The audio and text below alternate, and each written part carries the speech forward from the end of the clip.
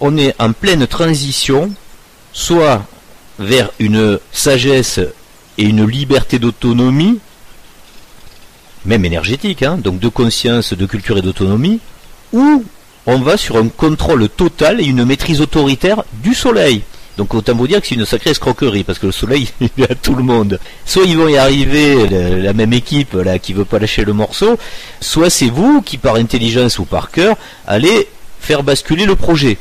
Alors c'est un projet, quand même, juste une parenthèse, c'est un projet qui me semble bien engagé, tout à fait réel. C'est que aujourd'hui il y a une valorisation des solutions énergétiques pour les particuliers, mais avec une solution institutionnelle qui n'est pas l'autonomie. Normal. Qui est l'autoconsommation. Donc là aussi, quelqu'un qui s'intéresserait à s'équiper en solaire, on va lui dire, ah ben non, dès que tu veux stocker, tu sors du système, donc on ne s'occupe pas de toi, tu n'as pas droit aux aides, etc., etc. Donc on valorise l'autoconsommation. L'autoconsommation n'est pas du tout l'autonomie. C'est pour ça que tous les électriciens du solaire qui sont en train de se former, là, hein, ceux qui s'intéressent, en autodidacte, oui, n'hésitez pas à vous fédérer, parce que, mine de rien, vous comprenez bien que c'est votre liberté que vous êtes en train de former, de créer, là. Alors, je préciserai que il ne faut pas croire que la solution d'autoconsommation, parce qu'elle est aidée par l'État, est un bon plan économique. Mais l'autonomie ne l'est pas non plus si vous ne faites pas l'installation vous-même. Donc c'est très clivant comme histoire. On est bien d'accord. À un moment donné, si on veut être maître de sa vie, toute démarche, elle nécessite un effort. Il faut faire le travail nécessaire pour l'obtenir. Et ce que tu dis nous permet de boucler la boucle avec les chemtrails. Vous allez voir pourquoi c'est pertinent. Alors, attention, tenez-vous bien. Revenir. Ouais. Parce que tout ça, c'est une compréhension stratégique de ce qui va se dérouler dans cette transition et qui détermine le combat. Parce que c'est un vrai combat qui va se passer, pas physique justement, intellectuel, entre ce choix de ce nouvel équilibre. C'est-à-dire que si vous êtes assez nombreux à avoir enclenché ce processus d'autonomie parce que vous avez mis des panneaux solaires, ou même parce que certains investisseurs, il faut bien le dire, il y a des capitalistes qui investissent aussi dans le solaire. Bien sûr, vous avez vu des champs entiers. Des champs de panneaux solaires, ou des hangars. D'ailleurs, peut-être que ce seront vos alliés dans ce coup-là, parce que vous allez leur faire comprendre, et ça c'est une évidence énorme, eux, même s'ils y croyaient pas, si c'était une croyance qui a des traces dans le ciel, à la fin de l'année, quand ils vont faire le bilan par rapport à un ciel qui serait naturel et un ciel artificiel avec une obstruction des UV, là, ils vont pas être contents, hein, ça va faire lourd. Donc vous voyez qu'on est encore sur une dualité qui va permettre, et c'est ça qui va être salvateur, c'est qu'à un moment, on va bien être obligé de choisir ce mode de source énergétique. Soit le monde du pétrole avec ses avions, au kérosène, il faut bien le dire au passage, donc c'est un produit pétrolier, donc de l'ancien monde, sont en train de tuer en substance la possibilité de survie énergétique exclusivement solaire. Et là on peut même aller plus loin dans le délire technologique, ou de technicité. Si on arrive à faire voler un jour des avions, vous pourrez, si vous voulez vous inscrire là-dedans, si on arrive d'avoir un jour des avions non polluants qui marchent au solaire ou avec des procédés bien plus évolués, on n'est pas là pour décrire tout ce qui fait partie encore de la science-fiction, la MHD ou ce que vous voulez, vous n'aurez plus de traces dans le ciel. Fatalement, l'énergie solaire reprend tout son sens. Calculez bien, c'est quand même important pour toutes les personnes qui ont investi dans le solaire. Faites le calcul de ce que vous perdez à cause des traces dans le ciel. Observez bien le nombre de jours que vous auriez de production énergétique solaire rentable qui s'amenuise avec un pourcentage phénoménal de couverture, voilà, à cause de ces traces dans le ciel, dont on ne sait pas ce que c'est. Il y en a qui appellent ça des chemtrails, machin, mais enfin, nous on reste juste dans la vérité de dire ce truc-là est un gros problème. C'est une pollution, ne serait-ce que sur notre avenir énergétique. Compilez tout ce qu'on vient de dire dans cette vidéo, comprenez le tout, et vous verrez bien qu'il y a une cohérence à défendre un système plutôt que l'autre. Après, c'est au choix. Chacun va comprendre, ou pas d'ailleurs, dans quelle voie il s'inscrit. Mais tout ça c'est lié, et tout ça c'est une importance déterminante cette année sur ce que vous allez installer dans le logiciel qui vient. Alors tout ça c'est des informations, donc elles sont dans la matrice. Est-ce qu'elles vont servir ou pas? C'est le libre arbitre, une fois de plus, chacun en fera absolument ce qu'il en veut, mais du moment que vous êtes dans le relatif, ça vaut le coup, puisqu'on a quelques heures, quelques jours devant nous, à bien le réfléchir. C'est une réflexion salutaire. Parce que si vous n'y réfléchissez pas, l'hold-up, parce que c'est un hold-up organisé sur le soleil, il est déjà en place, il est déjà en marche là. avec des assimilations et des hautes technologies. Elon, il est là, hein, Léon. Léon, Elon, Noël, c'est la même chose. Donc c'est la fête, hein, mais c'est pour qui, je sais pas. Vous le voyez, mais c'est le sujet qui peut vous permettre intellectuellement, sans être conspirationniste ou complotiste, d'amener des éléments de compréhension pour faire notre monde.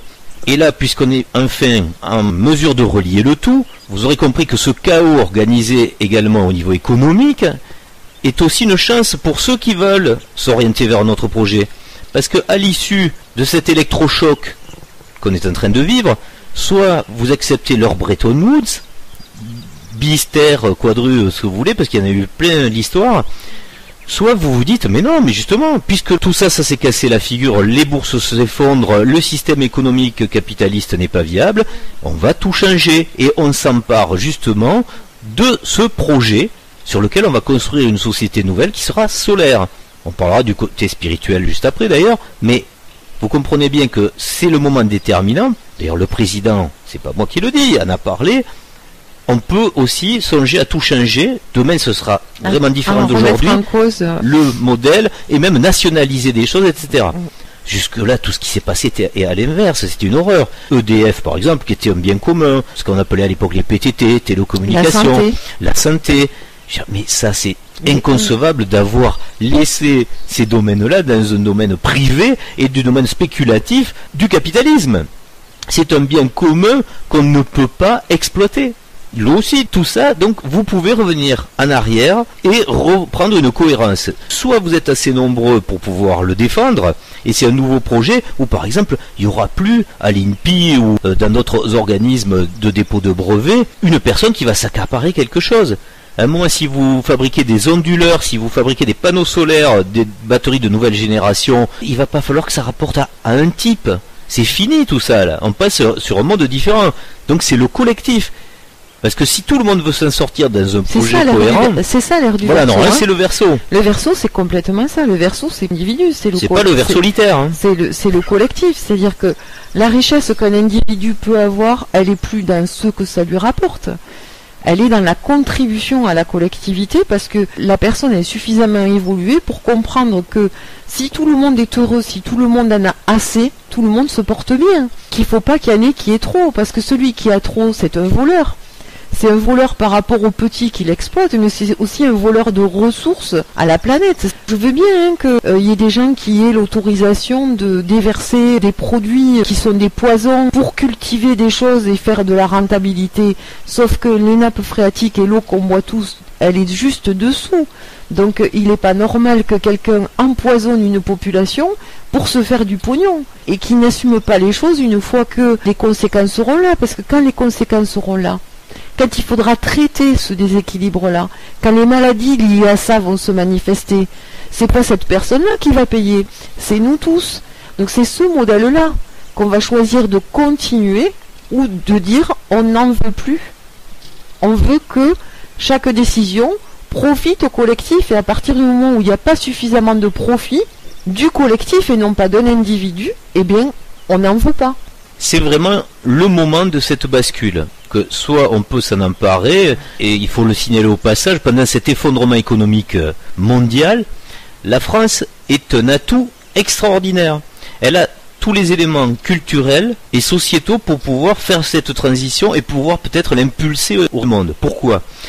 Parce que nous avons la culture, ne serait-ce qu'on parlait de Tesla tout à l'heure. Le modèle américain, c'est un type qui va fournir les bagnoles pour tout le monde. On va tous payer pour ce gars-là. Bon, entre parenthèses, d'ailleurs, vous avez vu que tout ça, c'est même pas cohérent, puisque même au niveau, pour parler de finances, les actions de cette entreprise sont remontées au cric. Ça correspond pas du tout à une réalité économique. Donc c'est comme les actions Apple, etc. à leur temps. On a bien vu que ce sont des perfusions absolument artificielles, donc politiques. Et derrière, économiques, menées par ceux qui veulent pas lâcher le morceau, on dira. Mais vous voyez bien que nous, en France, on a toujours eu le contre-exemple de ça. Puisque le modèle américain c'est Tesla, pour demain évidemment, mais le modèle français c'est quoi ? Renault, c'était une régie nationale. On a l'habitude ici, c'est pas très vieux, hein, de se dire que les actions, l'actionnariat, etc., oui c'est récent. Nous, Renault régie nationale, donc appartenant au peuple français, c'est une production collective. et que je sache, Renault est bien placé dans les véhicules électriques. Donc on peut effectuer très rapidement une transition, on pourra dire spontanée, parce que tout est prêt pour aller vers un modèle à refaire. Et là c'est ce qu'on va nous proposer, il faut tout refaire. Mais vous aurez bien compris la différence entre leur projet qui va arriver comme un rôti ficelé, encore une fois ce rôti là, qui vous ficelle vous, et ce modèle que vous aurez peut-être eu le temps de bien mûrir, bien peaufiner pendant ces jours où vous serez confinés dans vos appartements. C'est quand même une préparation d'un projet cohérent, d'un projet collectif qui doit se présenter par rapport à ce cataclysme économique qu'on nous promet pour après-demain. Si vous avez déjà des solutions de prêtes, ce sera dur d'aller à l'encontre parce que ce seront des solutions collectives, logiques, sociétales, de cœur, donc légitimes. C'est bien l'année de la réflexion. Et soit ça réfléchit bien cette année, soit c'est bon, on est parti sur autre chose. Ce sera une autre piste. Voilà, soit ce sera, on l'a bien compris. Une piste artificielle. Voilà, il y aura tout ce qu'on a déjà projeté, dont on a parlé encore une fois dans cette vidéo. Mais c'est bien, pour l'instant, donc cet effondrement économique qui sera aussi le marqueur d'un débat qu'il va falloir, s'il est prêt, installer pour un projet